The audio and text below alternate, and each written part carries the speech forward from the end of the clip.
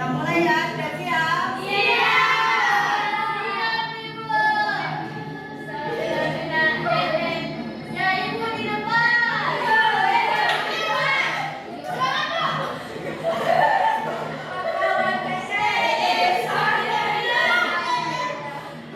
Belum dimulai.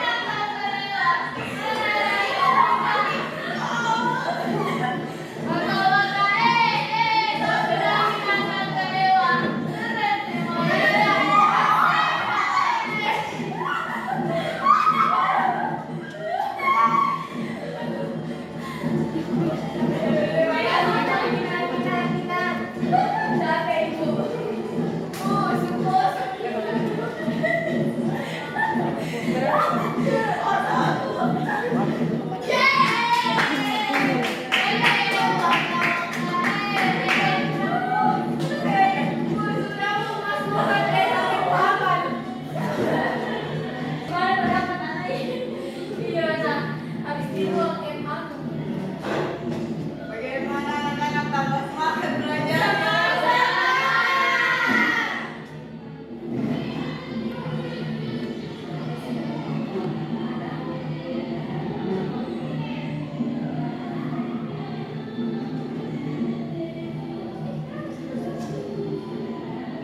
Oke.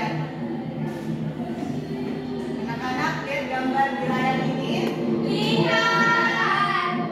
Gambar apa yang di bagian A?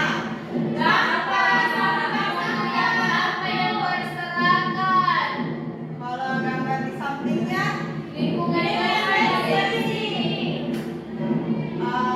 mau tanya bagaimana kalau misalkan anak-anak itu tinggal di lingkungan yang di gambar A ini? Tidak sehat, Ibu. Banyak kuman, Bu. Bakteri. Tidak nyaman, Bu. Ya, betul tadi apa yang disampaikan temannya. Kalau kita misalkan tinggal di lingkungan seperti ini, pasti kita merasa tidak nyaman. Ya, betul sekali. Nah, jadi hari ini kita akan belajar bagaimana menganalisis masalah lingkungan melalui sebuah cerita dan memahami aturan atau norma apa yang harus kita patuhi agar alam kita tetap terjaga. Jadi di sini Ibu akan membacakan sebuah cerita, disimak baik-baik ya. Oke, baik. Ceritanya ini berjudul Sungai di Belakang Sekolah. Di belakang sekolah dasar mengalir sebuah sungai kecil yang dulu jernih dan penuh ikan. Setiap jam istirahat, Mirna dan teman-temannya sering bermain di tepi sungai sambil melempar batu kecil dan melihat air mengalir. Namun, sejak 2 bulan terakhir, sungai itu berubah. Airnya keruh, penuh sampah plastik dan daun busuk. Bau tidak sedap pun sering tercium sampai ke dalam kelas. Sementara ikan-ikan yang dulu berenang kini telah menghilang. Mirna yang penasaran kemudian mengajak dua sahabatnya, Ikra dan Vira, untuk menyusuri sungai sepulang sekolah. Mereka terkejut saat menemukan beberapa warga membuang sampah rumah tangga langsung ke sungai. Selain itu ada juga seorang pedagang kaki lima yang mencuci peralatan makan di sungai yang sama. Astaga, pantas saja sungainya kotor dan bau, katanya Vira. Kalau dibiarkan, sungai ini bisa banjir saat musim hujan, tambah Ikra. Keesokan harinya, Mirna mengusulkan ide kepada guru kelas untuk membuat kampanye menjaga kebersihan sungai. Dengan semangat, teman-teman sekelas membuat poster bertuliskan "Sungai Bersih Hidup Sehat" dan menempelkannya di pagar sekolah. Tidak hanya itu, mereka juga menulis surat kepada ketua RT setempat agar disediakan tempat sampah umum dan dilakukan sosialisasi kepada warga sekitar. 2 minggu kemudian, sungai mulai tampak lebih bersih karena sampah mulai berkurang. Warga pun mulai sadar, bahkan ikan-ikan kecil kembali terlihat di sungai itu. Mirna dan teman-temannya tersenyum bangga. Mereka menyadari bahwa menjaga lingkungan bisa dimulai dari langkah kecil. Oke, kalau anak-anak sudah menyimak ceritanya, siapa yang bisa menyebutkan siapa saja tokoh yang ada di cerita ini? Saya, Bu. Oke, Indri duluan. Di temannya itu ada Mirna, Vira, dan Ikra, Bu. Nah, pertanyaan selanjutnya, di mana latar cerita ini? Di sungai, Bu. Di sungai. Betul. Tepuk tangan buat teman-temannya. Oke, siapa juga yang bisa menyebutkan apa masalah utama dari cerita tadi? Angkat tangannya. Saya, Bu. Oke, Indri silahkan. Masalahnya itu karena warga membuang sampah di sungai, Bu. Jadi sungainya jadi tercemar. Ya, betul sekali. Nah, kalau teman-teman melihat ada sampah berserakan di sekitar kita maupun di mana saja, apa yang anak-anak harus lakukan? Memungutnya, Bu. Membuangnya pada tempatnya, Bu. Ya, betul sekali. Betul. Oke. Baik, sekarang Ibu punya LKPD yang dikerjakan secara berkelompok ya. Iya, Ibu.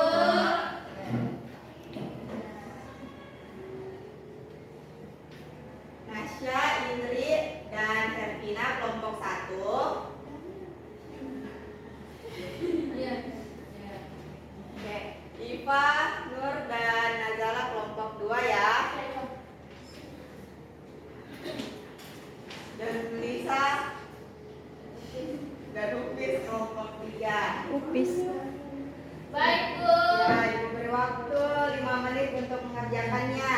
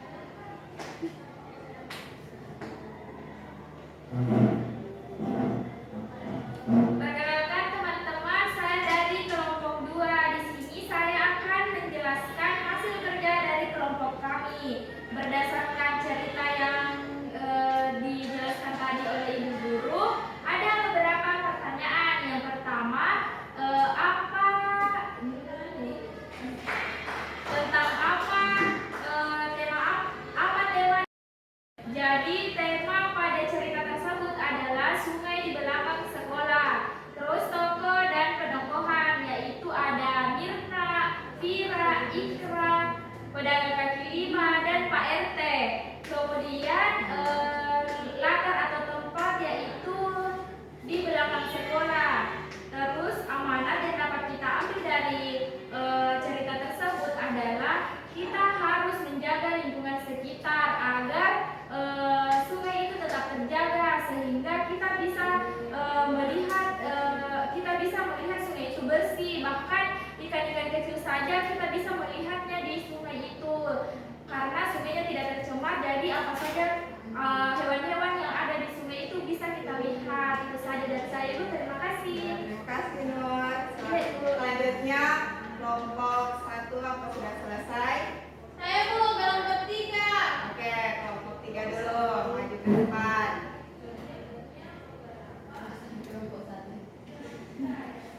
Sudah, Bu. Jadi tema yang ada cerita ini adalah sungai yang ada di belakang sekolah yang tercemar. Selanjutnya tokohnya itu ada Mirna, Ikra, Vira, pedagang kecil, dan juga Pak RT, di mana semua itu peduli terhadap sungainya. Latar tempatnya itu ada di belakang sekolah, yaitu di sungainya. Pesan moral dari cerita tersebut yaitu kita harus menjaga lingkungan kita agar tetap bersih, tidak boleh membuang sampah sembarangan sehingga tidak ada terjadi pencemaran alam. Oke, saya, Bu, terima Oke, kasih. terima kasih, Indri. Nah, kelompok tepuk tangan buat temannya. Kelompok terakhir, silakan maju ke depan. Baik, Bu.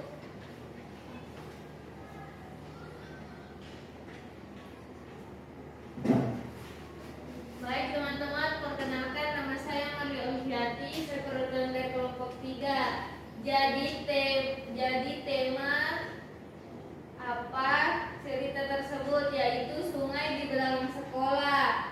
Nah, tokoh dan penokohan, tokoh cerita dan bagaimana sifatnya. Mirna, Ikra, Vina, sifatnya itu peduli terhadap lingkungan.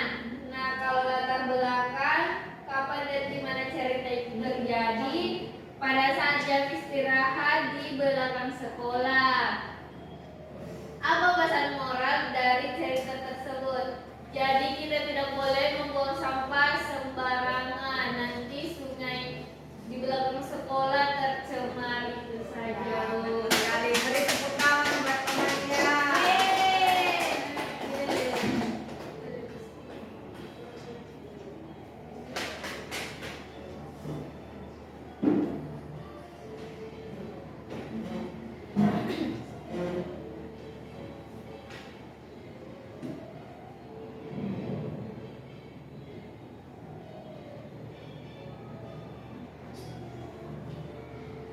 Oke, sekarang anak-anak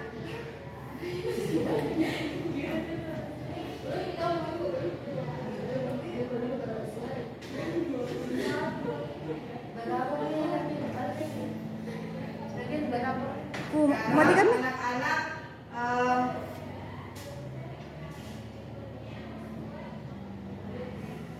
baik, anak-anak sekarang Ibu mau tanya. Kalau kalian melihat orang membuang sampah sembarangan ke sungai, itu sebenarnya dia melanggar norma apa? Ada yang tahu?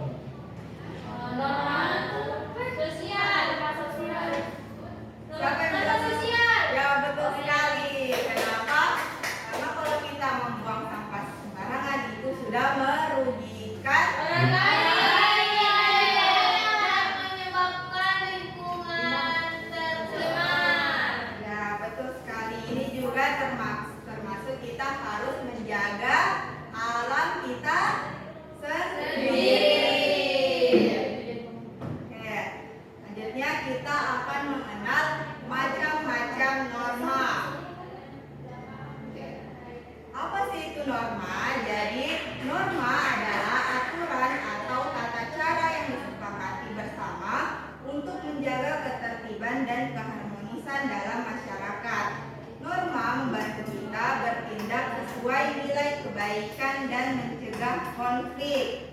Contohnya ada yang tahu? Saling menghormati teman saat berbicara, Ibu. Mengantri dengan tertib saat giliran mengambil makanan, Bu. Ya, betul sekali. Selanjutnya, ada 4 jenis-jenis norma. Yang pertama, norma agama. Norma kesusilaan. Dua, norma kesusilaan. Tiga, norma ketuhanan. Dan yang keempat, norma Norma hukum. Yang pertama ada jenis norma agama. Ada yang mau bantu Ibu untuk membacakan? Saya, Ibu. Oke, silakan. Jenis norma agama. Jadi tujuannya adalah untuk hidup sesuai perintah Tuhan dengan norma agama yang mengajarkan kebaikan, kejujuran, dan menghindari kejahatan. Norma agama berasal dari ajaran Tuhan dalam kitab suci yang mengajarkan perbedaan antara kebaikan dan keburukan menurut agama, Ibu. Ya, pasti anak-anak tahu dong contoh dari norma agama ini apa? Tahu. Ya, apa saja? Kejujuran, Bu. Yang biasa kita lakukan lima waktu. sholat lima waktu. Ya, itu semua termasuk dari norma agama ya anak-anak. Iya, Ibu. Baik, yang kedua ada norma kesusilaan. Norma kesusilaan berkaitan dengan hati nurani dan nilai-nilai kebaikan yang kita lakukan. Norma ini yang mengajarkan kita untuk berbuat baik dari hati. Norma mengatur perilaku agar sesuai dengan hati nurani. Kita diajarkan tahu mana yang baik dan mana yang buruk tanpa harus diberitahu. Nah, contoh norma kesusilaan. Apa saja anak-anak? Saya, Bu. Ya, Indri. Mengucapkan terima kasih, Bu, dan membantu teman jika ada yang kesulitan. Tidak sombong, Ibu. Dan tidak mengejek teman, Ibu. Ya, betul sekali ya. Ada yang mengucapkan terima kasih hari ini. Sudah banyak, Bu. Saya, Bu. Tapi satu pesan Ibu, jangan lupa berterima kasih kepada diri Sendiri. Ya, terima kasih diriku, Bu.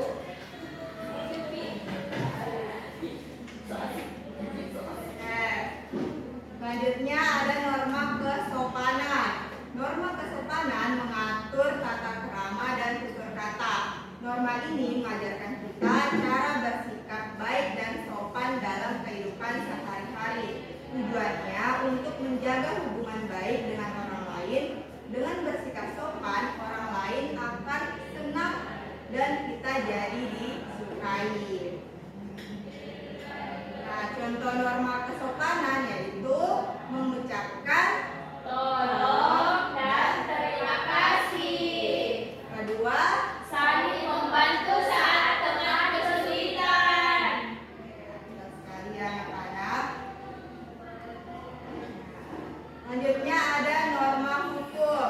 Norma hukum adalah aturan pemerintah yang wajib dipatuhi dan pelanggarannya berakibat sanksi resmi. Contohnya, Melintas jalan di seberang. Ibu, mengenakan helm. Kita harus menggunakan helm saat naik motor, Ibu. Karena kalau kita tidak menggunakan helm, kita melanggar arus lalu lintas. Kita melanggar aturan lalu lintas, Ibu. Betul. nah, mengapa norma itu penting? Karena menjaga ketertiban dan keamanan, menciptakan suasana nyaman dan saling menghargai. Contohnya, ketika kelas tenang saat semua siswa mengangkat tangan sebelum bertanya. Bagaimana kalau semuanya mau bertanya bahwa tidak ada yang mengangkat tangan? Bagaimana suasana kelasnya? Ribut, Bu. Iya, Ibu. Ribut. Ya, maka penting sekali sebelum bertanya harus Angkat tangan. Dahulu.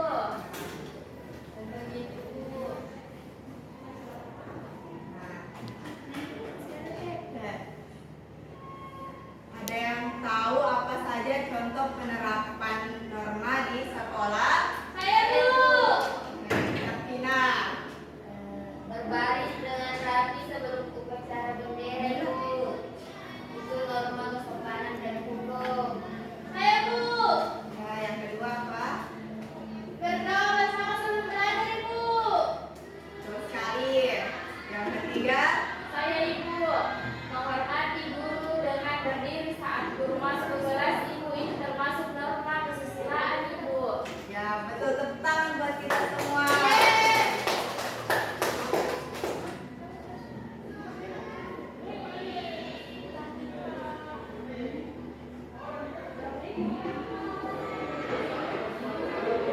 Ini ada tidur tadi itu. Udah Bi. Udah Ibu kan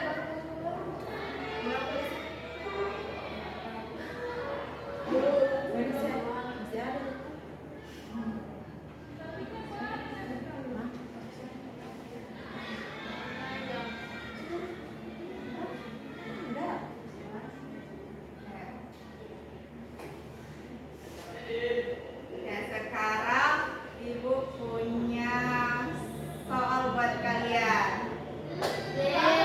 apa itu Bu? Oke. Sekarang kalian Bu,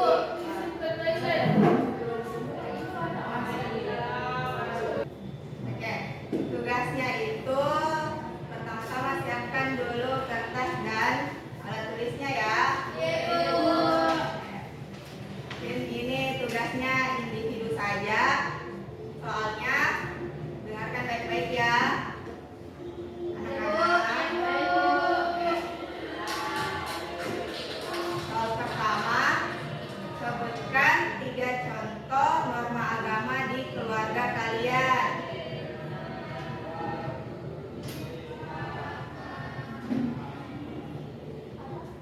Sebutkan 3 contoh norma agama di keluarga kalian.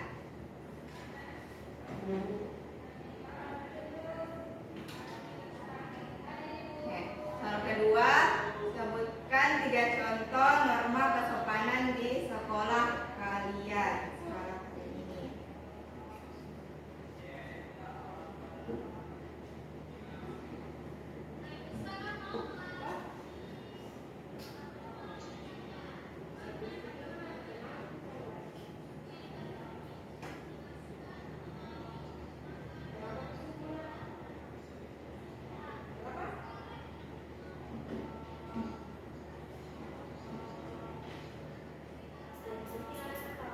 Oke, bagaimana anak-anak, sudah selesai?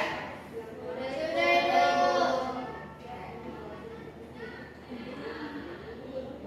Ya, kalau sudah, bantu satu orangnya, bantu kumpulkan. Saya Bu.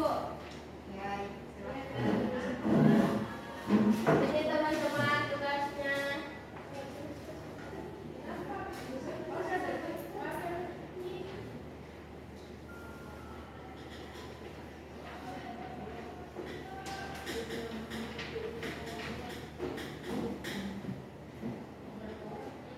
Ini Bu. Gimana ini hak lagi Kak? Iya.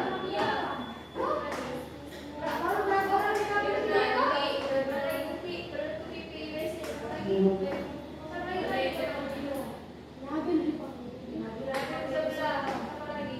Weh, itu temanmu di situ, di anu. Iya, duit. Itu yang kita nanti pulang. Tapi kita masih di sini.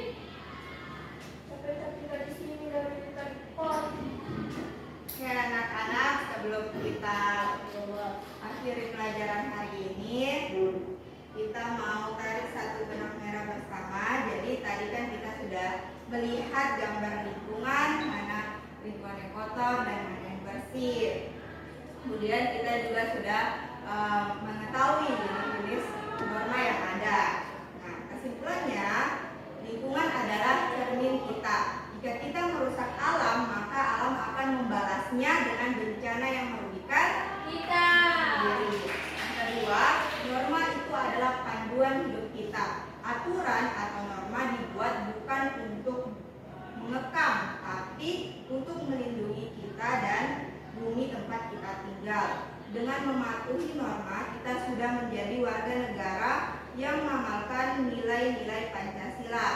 Ibu harap apa yang kita pelajari hari ini tidak berhenti di buku catatan atau di kelas ini, tapi mulailah dari hal kecil, seperti ambil